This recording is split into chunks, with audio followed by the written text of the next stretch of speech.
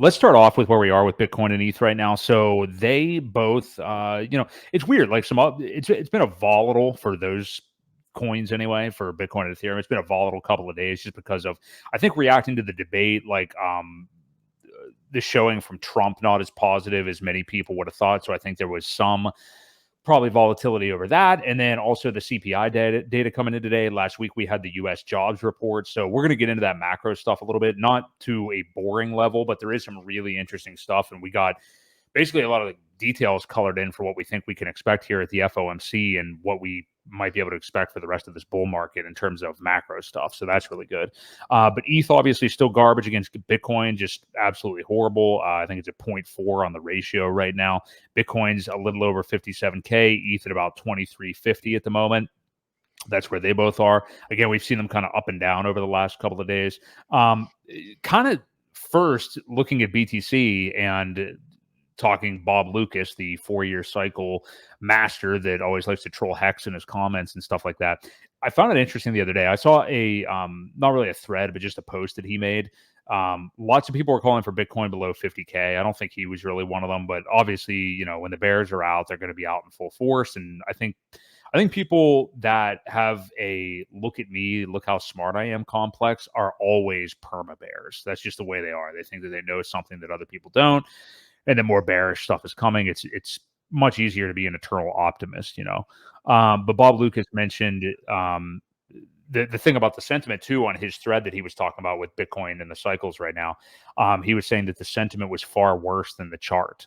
So he was noticing it too. It just seems like people are just so down about everything right now. I don't know if it is the election stuff and all these things going on. I was actually looking at the comments of that post from a few days ago from Bob Lucas. It was almost a week at this point. There were literally people in the comments, get this, Ewok, that were calling ETH a slow rug. Like these people were calling Ethereum a long, slow rug right now. That's what we're in the process of. So that's where people are at. Now, generally people that follow Bob Lucas and are commenting are not going to necessarily be ETH people, even though Bob Lucas trades ETH and talks about it all the time.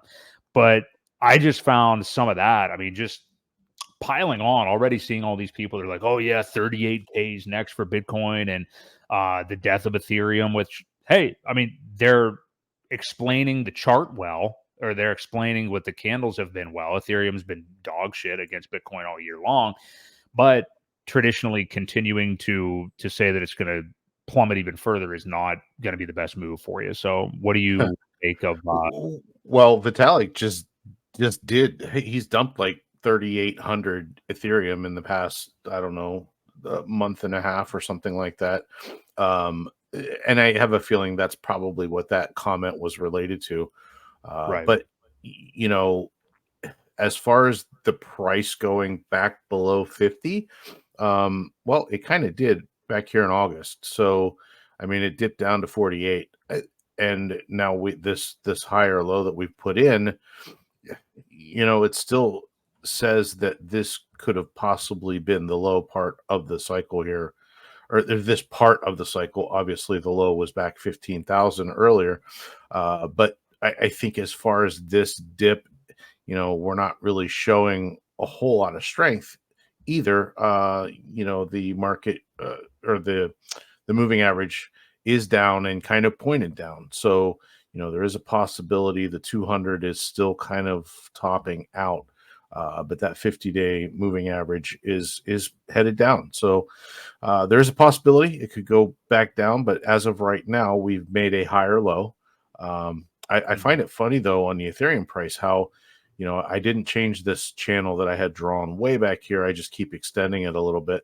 And it's funny how we had kind of bumped out of that, but then fell right back in here within the last, what was it, on Friday the 6th.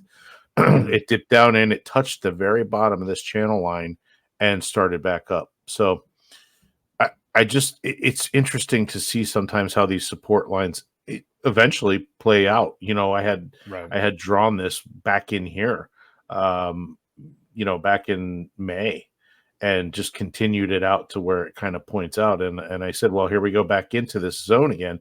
And once we came out of it, I thought we were going to be okay. But turns out we're touching it again. So I don't know if it comes back down into play in this region again, which is, man, you're looking anywhere from 21 to 2000, pretty much anywhere down in here if it comes back into this channel again.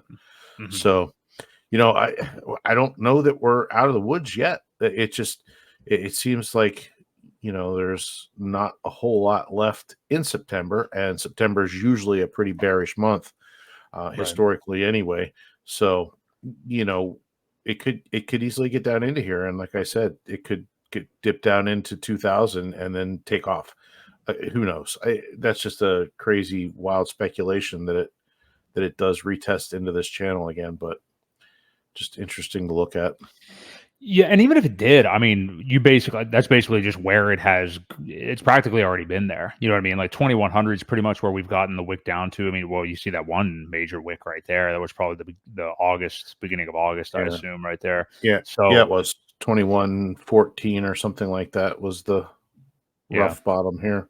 So even if we do, I mean, that's really about where it's been. Sometimes like I think people get unit bias and stuff like that, kind of like the larger these things, the more money these things cost. It seems like, oh man, 2000 the whole way down to 2000. I mean, it's not really that huge of a percentage actually though. So we'll see. Obviously, it's just been, like you said, Vitalik's been dumping it, obviously.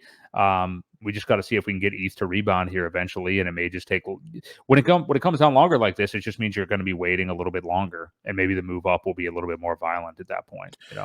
Yeah, and this is just a simple trend line down too with this ratio, and it's pretty much hugging it. Either it's a little below it or a little above it, but this is kind of holding true as well for the BTC ETH ratio at currently, like you said, 0.040. So yeah.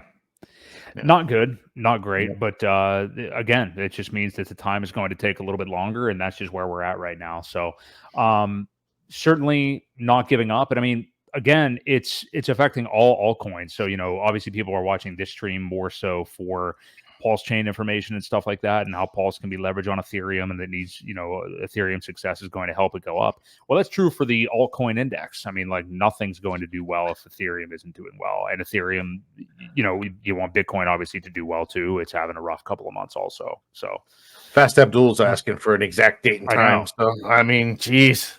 Yeah, let's get the exact time. Now, I don't know what he considers a pump these days. I mean, if we had a 2% increase in a day, I'd be pretty happy with that. We may have even had that today. I don't know. We might have. Might have. Okay. And then it dipped again. So Fast Abdul, you let us know what you consider a pump. And we'll let you know. We'll have to think about that a little bit. So